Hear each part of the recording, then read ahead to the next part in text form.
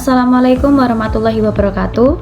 Halo semuanya, perkenalkan saya Lina Fikrotul Kamila dengan NIM 2303211000029. Nah, di sini saya akan membuat tutorial interpretasi data regresi ke dalam aplikasi SPSS beserta saya akan menjelaskan hasil interpretasi yang telah didapat dari aplikasi tersebut.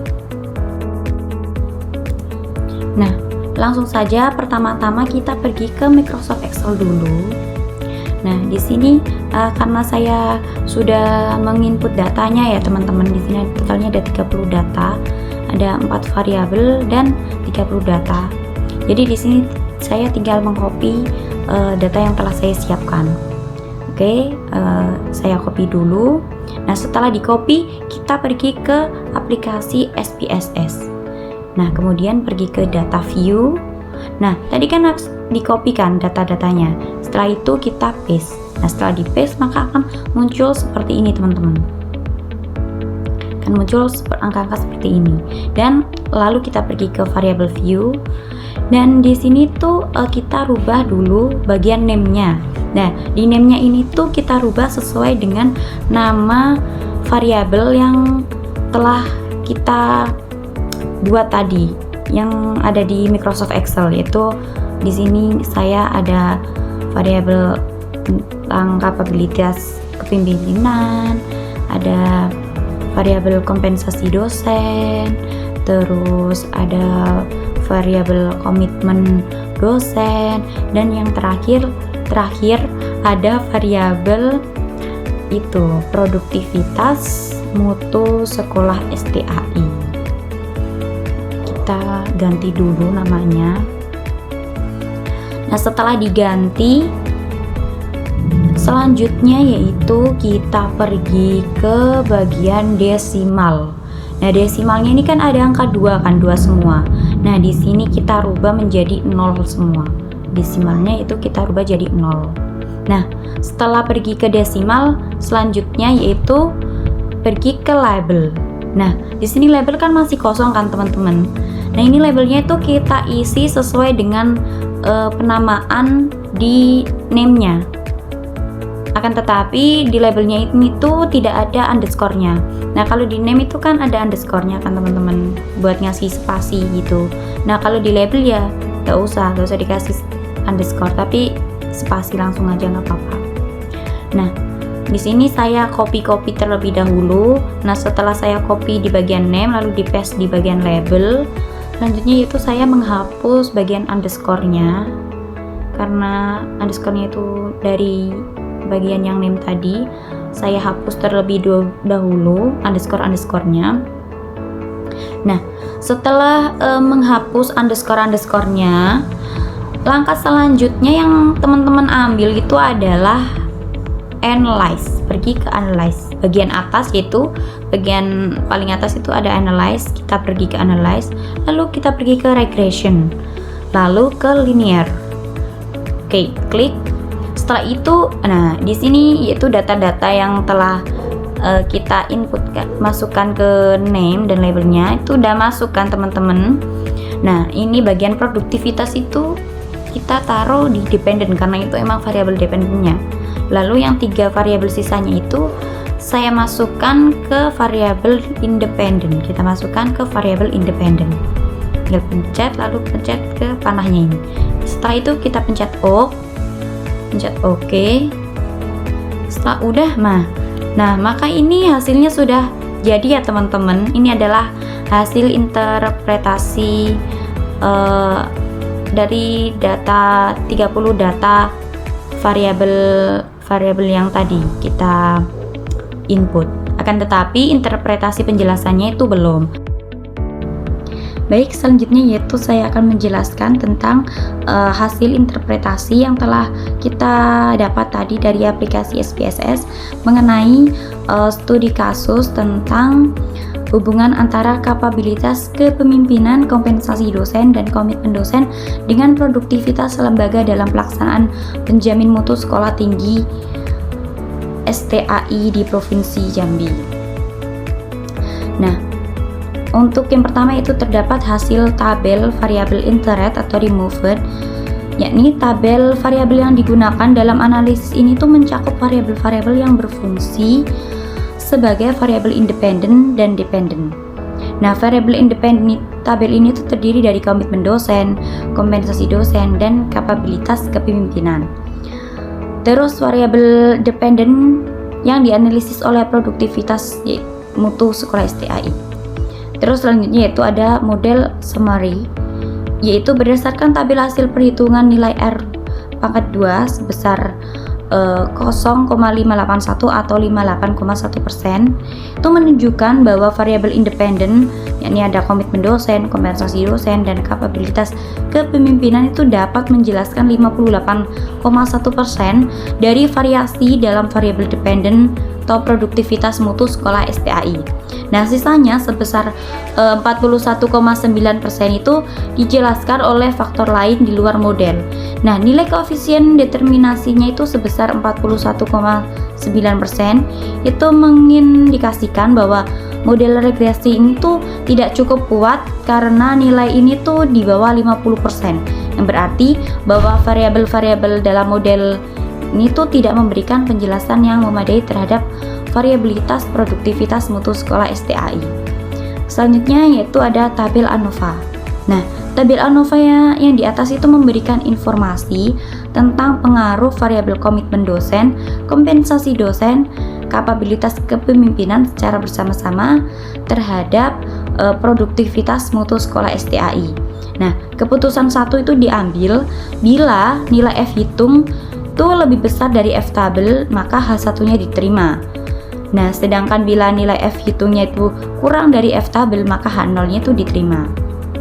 Nah, di tabel ini tuh terdapat F tabelnya itu 12.000 ya teman-teman. F hitungnya itu 12.000.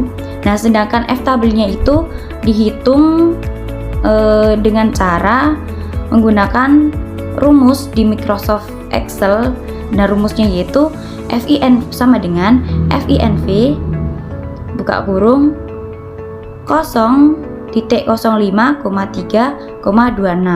Nah, 0,5-nya itu emang kan dari rumusnya kan teman-teman. Nah, 3-nya itu didapat dari DF-nya di tabel ANOVA bagian regression. Terus bagian 26-nya itu diambil di bagian DF bagian residual.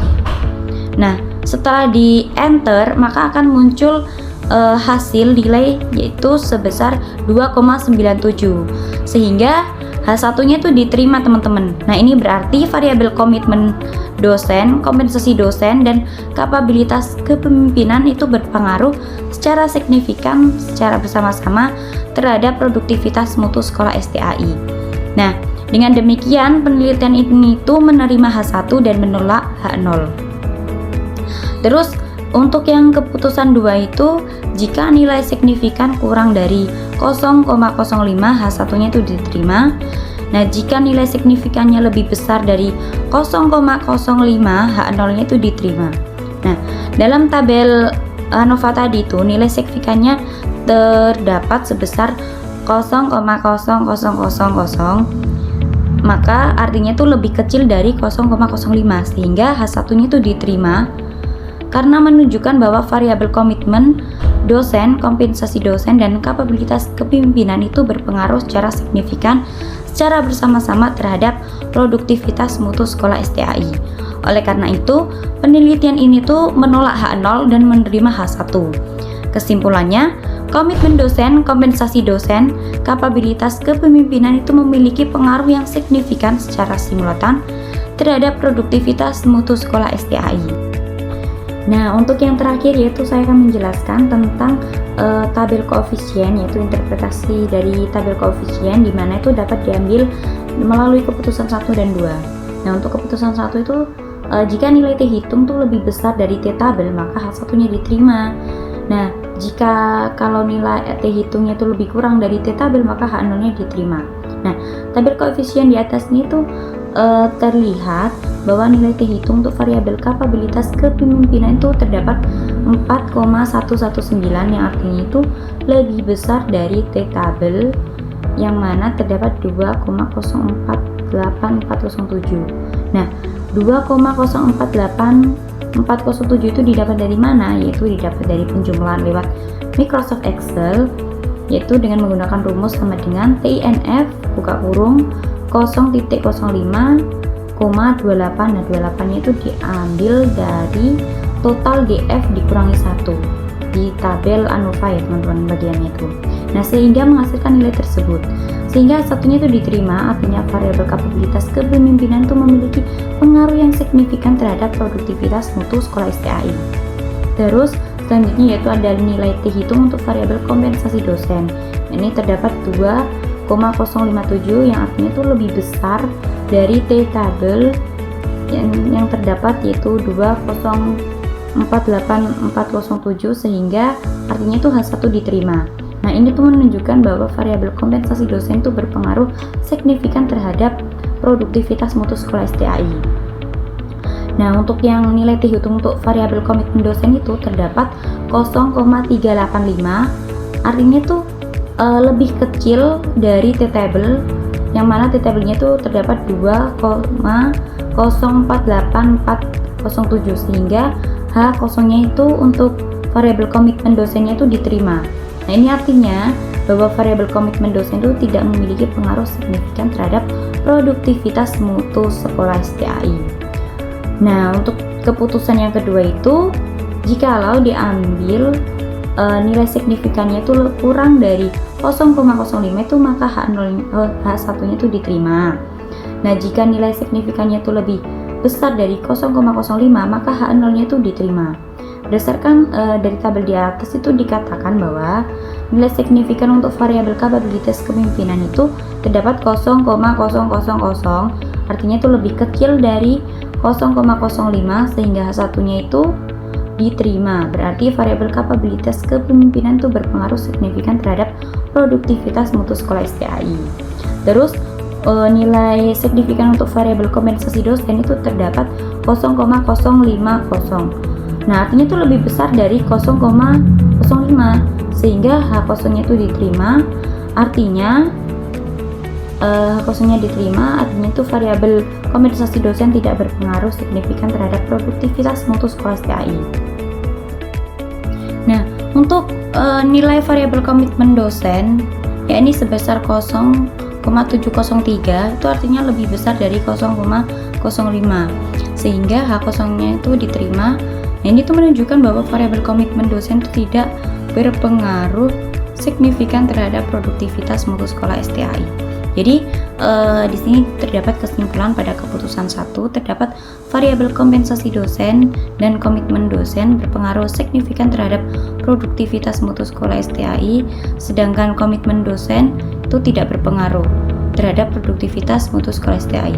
Nah, untuk keputusan 2 itu variabel kompensasi dosen itu tidak berpengaruh signifikan terhadap produktivitas mutu STAI, sedangkan selain itu terdapat ini juga variabel komitmen dosen itu juga tidak berpengaruh signifikan terhadap produktivitas mutu sekolah STAI pada keputusan kedua. Akan tetapi untuk yang untuk yang nilai signifikan untuk variabel kapabilitas kepemimpinan itu berpengaruh signifikan terhadap produktivitas mutu sekolah STAI. Oke, baik, cukup sekian tutorial dari saya dan penjelasan dari saya. Saya akhiri. Wassalamualaikum warahmatullahi wabarakatuh.